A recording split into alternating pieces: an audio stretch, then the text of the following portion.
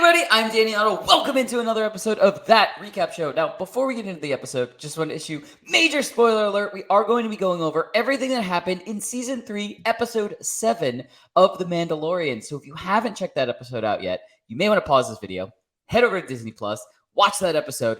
I so recommend it. And then come back here and enjoy the breakdown. Now, with that out of the way, let's start the show! Poppin' Off presents That Recap Show.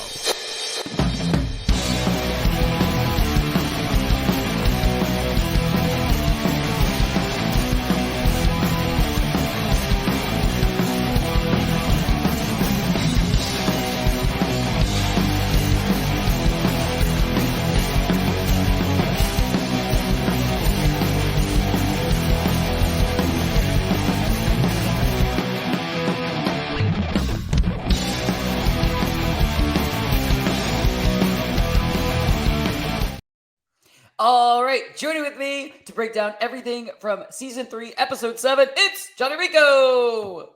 Hi. Hi! What's going on? So much. I feel like that's my just default answer, because it's true. I mean, not only like in this episode, but just media in general. There's so much to talk about and so much to go over. And I mean, Star Wars in general. We just had Star Wars Celebration. I mean, there's so much to talk about Star Wars stuff. Oh, yeah. Yes. But today, talking about Episode 7, Season 3, Mandalorian. Incredible episode. Like, awesome episode. Jam-packed with stuff. Like, I was not complaining, obviously, because this is what both of us wanted.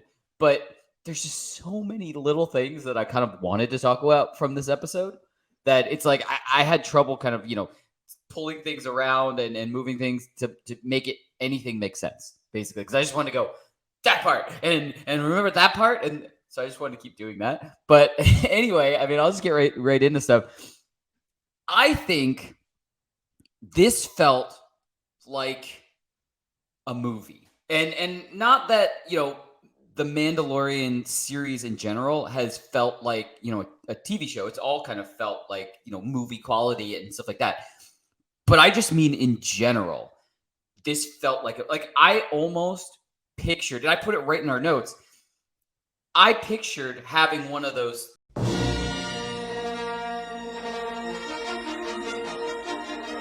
the crawl that start off like the main franchise Star Wars movies.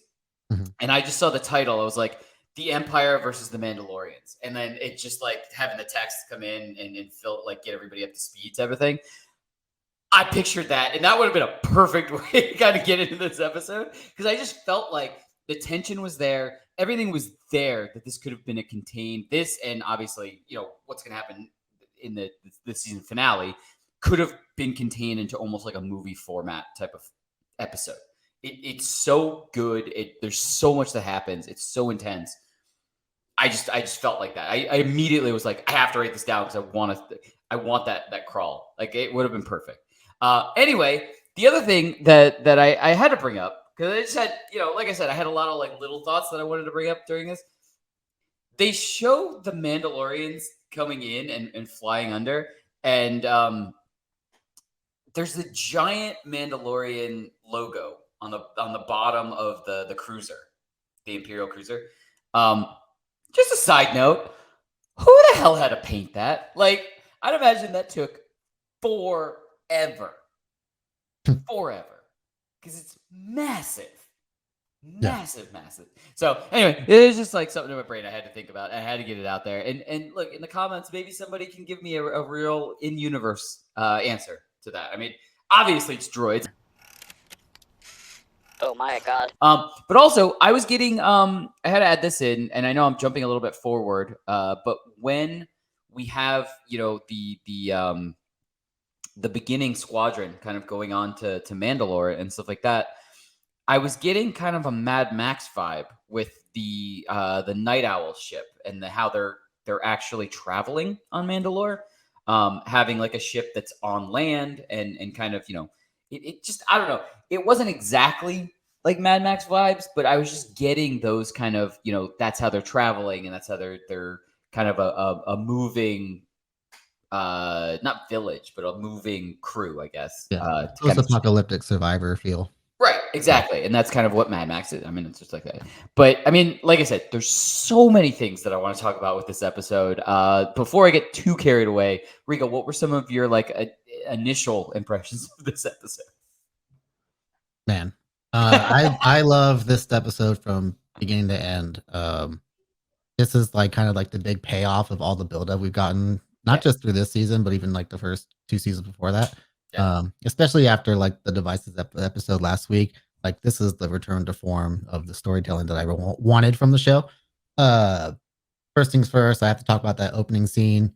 Like Elia Kane, whatever you say, however you say your name, has the little conversation with Moff Gideon through the probe droid, which I thought was really cool. And then that immediately cuts into like where he's been hiding out, which we learn later where that is. Yeah. But we see him in this nice little kind of like video conference with the other leaders of the Imperial Remnant. Most notably Brendel Hux, who is the father of General Hux from the sequels, played by Donald Gleason, and also Captain Pelion, who this was his first time in live action, but he's a character that goes back to the Legends canon because he's very tied to Thrawn, who is, of course, the character that they set up in the scene. And we talked a little bit about Star Wars Celebration earlier. Like we learned how Filoni's movie is going to be covering like the whole the end game aspect of all these TV shows. So this big culmination cinematic event, and seeing these seeds planted. And of course, when Ahsoka comes out, they're going to plant those even more. And we're starting to see how all these stories are going to eventually intertwine into this big event, basically cinematic event. And also with films coming back, the crawls are coming back too. So get ready for crawls again. I love that. But all in all, yeah, this is like what they've done the last 2 seasons. Is the 7th episode before the finale is always like, hey, the bad guys have their day, basically. The first one, it was Moff Gideon arriving on Navarro for the first time and saying, "You have something I want." The second season is him capturing Grogu, which leads to the whole finale on the Star Cruiser. And now this one is what happens at here when he captures Dan, and they have that whole ambush sequence. So yeah, the Empire wins in this episode, which is the Empire Strikes Back version of it, which I really love. So I really love when they're able to kind of tie in these themes while also expanding the lore in significant ways. So yeah, I can't wait for next week. Rick Famuyiwa killed this episode this week, so you can see why he's an executive producer on the show now, and his direction on this episode was top notch.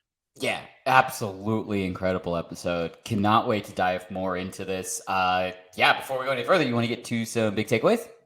Yeah. Awesome. All right, why don't you kick off big takeaways? So so this all kind of goes into we talked about how the Mandalorians had to do this little scouting mission on Mandalore first to make sure there was areas that they can kind of bring everybody else in, make sure it's safe. And they run into a few hurdles along the way, whether it was encountering the 9 Owl ship, which they end up becoming allies with, thank God. When I first saw them, I was a little worried that they had something to do with Gideon's breakout, because I'm always trying to put in these puzzle pieces together, like who's responsible for the Beskar that was planted on Moff Gideon's escape mission. We end up learning that later on because they get ambushed at the Great Forge by a bunch of Imperial troops that are covered in Beskar armor, and that was kind of like the big shock to me there. I had a feeling we would see Imperial Mandalorians, but I was a little bit wrong there. We got Imperial Remnant soldiers with Beskar armor, which is still pretty cool. But the really cool reveal of that was that, Moff Gideon comes in with his own jetpack and helmet himself. And the helmet, first of all, reminded me of the helmets that the people or the Mandalorians that served Maul would wear, because they wore helmets with Maul spikes on them, basically. So whenever I see that or the armorer's helmet, I'm always like, what is their tie? Like, what is their history as far as like what they did back then? So I love that. We really get to see Gideon kind of just be one step ahead of the Mandalorians. I mean, we saw the opening scene; he kind of knew exactly what their plan was, and they played right into his hand, which I really loved. And it all kind of culminates in this amazing sacrificial scene, basically, where Paz Vizsla gives them the opportunity to escape, and he gets to show how badass he is in the process. He just takes out everybody until the Praetorian Guard show up, which is a a fantastic nod to The Last Jedi, because we saw that epic scene in Last Jedi where Kylo Ren and Rey take out the Praetorian Guards. Yep.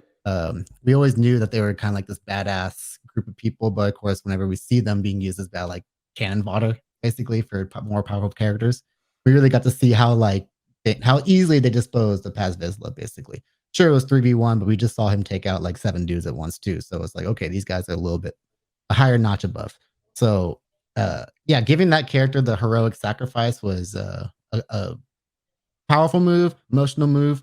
I'm very curious to see how like they're gonna handle the fallout with like his son being, because we had this whole episode earlier where like you saved my son and now he gives his life for the rest of the Mandalorians. So I'm really glad that he didn't end up being a character that we disliked. He ended up being a character that we grew to like over time. So I thought they were to give him a really heroic end. And I like that a lot. Yeah, absolutely. Yeah, he turned into kind of a, yeah, I mean, he saved Bo-Katan, he saved everybody in that particular thing. He even shut the door, which gave him even longer to get away before they could even reopen the door and get him. So, yeah, there's so much to talk about. I think the biggest reveal you kind of glossed over is that I didn't even like until like I had a holy shit moment when they started to walk in, and I was like, that looks familiar from when we saw Moff Gideon earlier. Like, I didn't even immediately put 2 and 2 together that he's been in the planet of Mandalore, on the planet of Mandalore, but in like deep within Mandalore this entire time. Like, obviously, I mean, it's been built out, and it's not like Mandalorian building underneath, so because they didn't recognize it, so it didn't look like anything that they had recognized before. So who knows how long it's been there, or if they've been like building it there, type of thing. Could have been from right after they stopped, bombing. Basically, they could have just started to build a base there. But he seems like a guy that seems like he knows the value of something like Beskar. So like his plan to have like a little crew there to maybe mine whatever was left makes a lot of sense. And he seems like a guy that appreciates different cultures too. Like he has like a respect for the Jedi in some ways, and also for the Mandalorians as well. So I think he's the guy that learns to take different aspects of that culture and use it to his own advantage. And I think that's what makes him a really fascinating character. Yeah, exactly. He's taking the best of, best of every kind of different culture he can, basically, to make himself kind of the most powerful. But yeah, I mean, there's so many awesome moments in this. Paz Vizsla taking out everybody, like type of thing, as he's just like, it was almost like Duck Hunt, where he was just kind of shooting everybody down, type of thing. But yeah, there's so many things. I mean, the other thing is we got kind of the return of IG-11, but technically it's IG-12, and it's technically like a mini Grogu mech suit, like type of thing. Like I was almost, so I had to put this in there, and I know it's not the same because this is an enemy, but and Grogu obviously isn't an enemy or anything. But I was almost getting Krang from Teenage Mutant Ninja Turtles. Yeah. When he's in the suit and he's just kind of controlling it, type of thing. I was getting those vibes. Then also when he kept saying yes. Do you remember the episode of Rick and Morty where Jerry's in the simulation and he keeps doing like the Hungry for Apples campaign type of thing, and everybody keeps going yes, like his boss keeps doing that. Yes. But yeah, I like how they kind of gave Grogu, I guess, like an upgrade, so that he could kind of hold his own in what they were doing, type of thing. Even though he didn't really do much except for kind of stop the 2 different Mandalorian factions or the 2 different people from Mandalorian factions. Axe get into a little scuffle over chess, it seems like. Right, exactly. Which was very confusing. It got very amped up. Like, I've gotten angry over board games, but usually you just flip the board game over and say, fuck this, I'm done, type of thing. Usually ends in knife fights.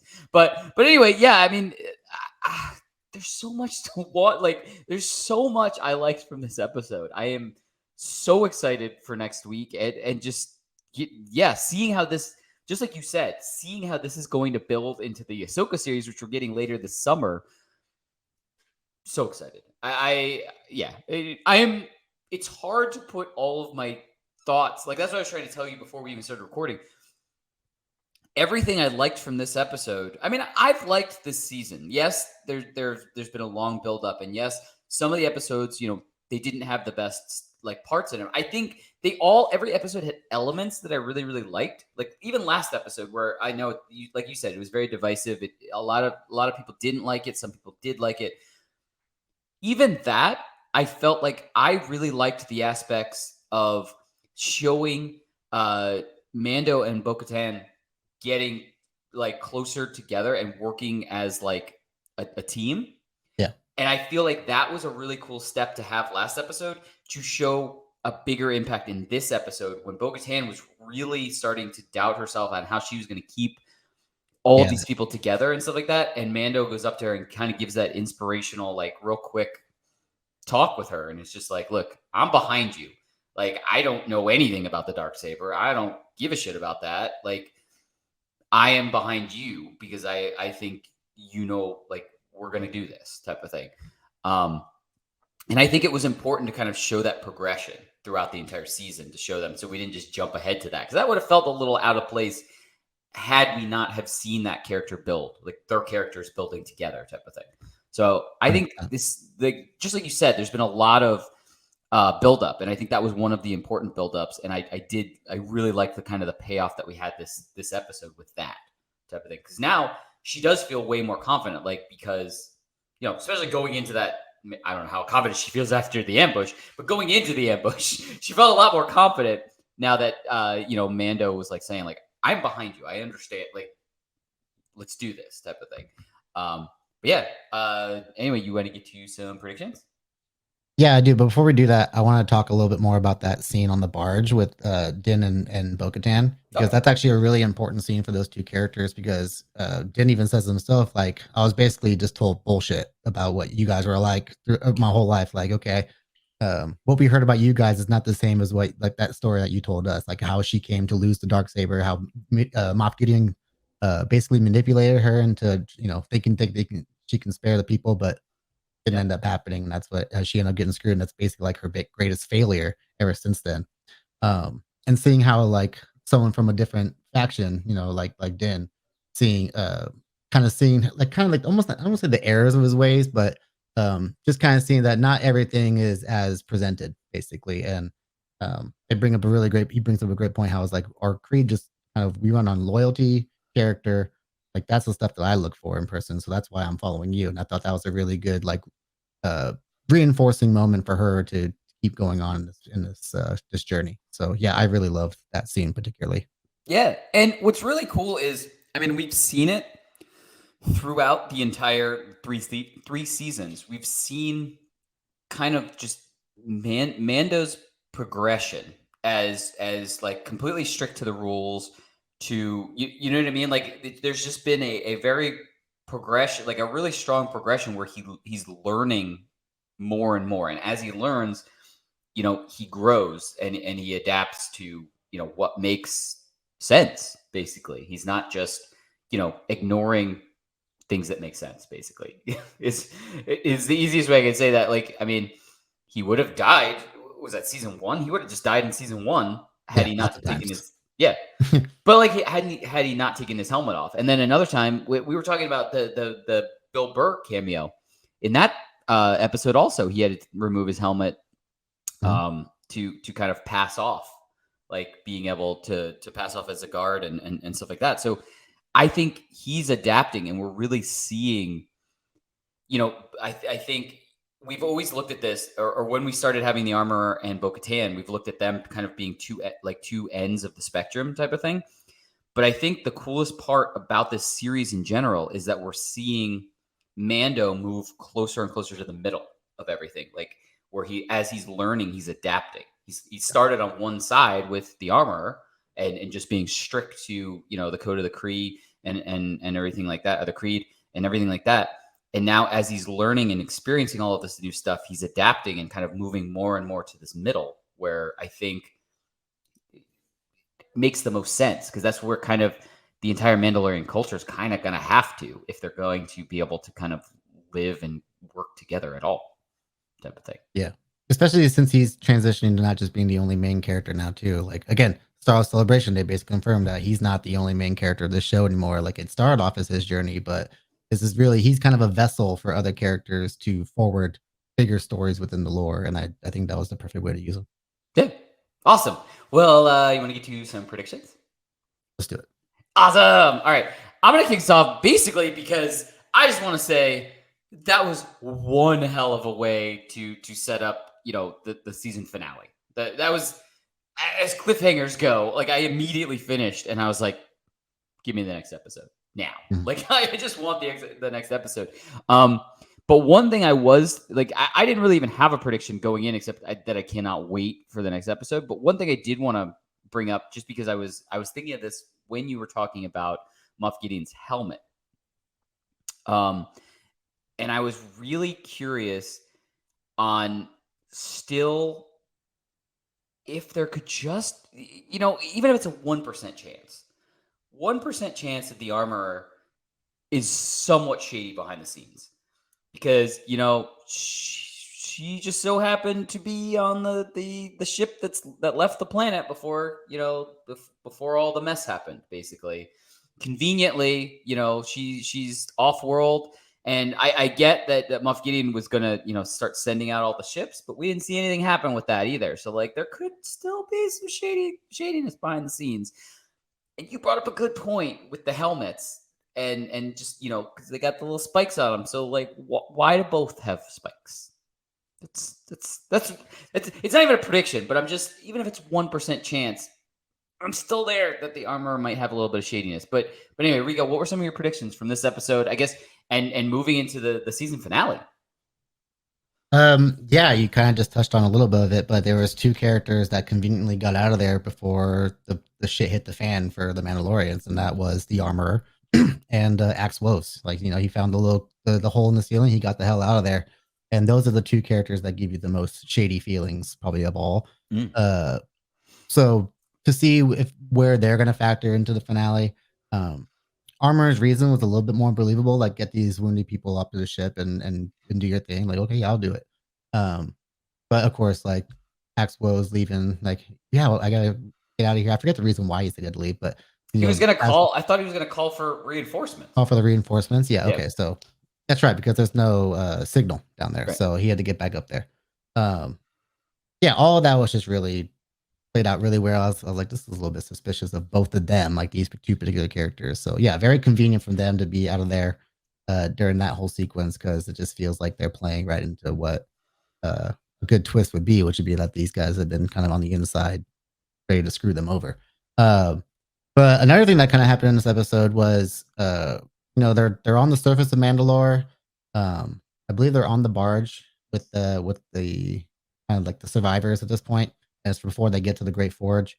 The ground starts rumbling and something starts coming up from the ground. It's this giant freaking kaiju looking monster. And I thought for sure, I was like, are they doing the mythosaur stuff now? I was like, I don't know what's again, they brought up the point that there's been so many dormant species on Mandalore that have been kind of rewoken by the purge. And so I'm wondering if Moff Gideon is aware of the mythosaur's presence down there, or even like this giant monster that we saw. I don't know what that was called, but I'm very curious to see if like this is going to be like a big battle on Mandalore, and if the mythosaur itself is going to play a factor into the finale at all. Because that just feels like the one loose thread, I guess, from the season that they haven't really tightened up from being set up early in the season. Like even IG-11 is something they brought into this episode, even though it was like, what the hell happened to that storyline?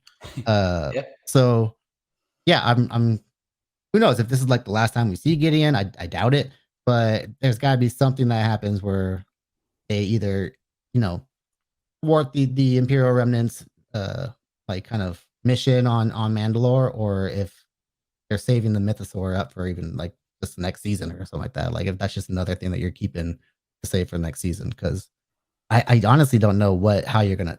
There's gonna be a lot to fit into this finale for sure, Right. because this was a 52-minute episode, which fit in a lot itself. So I feel like these last two episodes, they always seem to go the hardest. So I want to see that big shot of the mythosaur in its full glory for sure.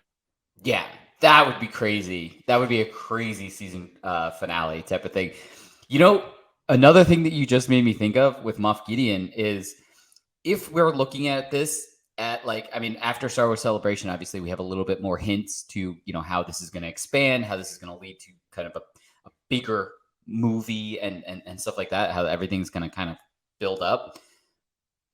Is Moff Gideon like the Loki of the first Avengers?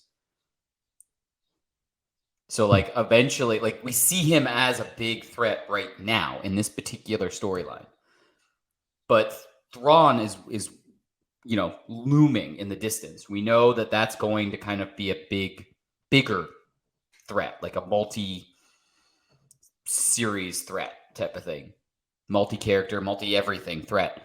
So I'm wondering if we can say that like Moff Gideon is kind of like the Loki of this type of thing. Like he looks like he's the big bad right now because he's kind of, just like you said in takeaways, he's been one step ahead a lot. But, Loki seemed like a threat in the original Avengers until they took him down type of thing. And in retrospect, he wasn't like a Thanos level threat. But at the same time, like I'm just trying to look at like, now that you kind of compared it to Endgame and stuff like that, like I'm kind of trying, like my brain is trying to kind of, work out what could be what and kind of matching things up. It would be interesting if Moff Gideon's biggest threat, because obviously he doesn't believe Thrawn is coming back or that, like from that scene at the beginning that you were talking about, he's getting impatient. He doesn't really, he's not putting too much stock into Thrawn presence anywhere type of thing. So I'm wondering if Moff Gideon's biggest threat is Thrawn himself type of thing. Like if Thrawn just comes back and takes him out type of thing. Oh, for sure.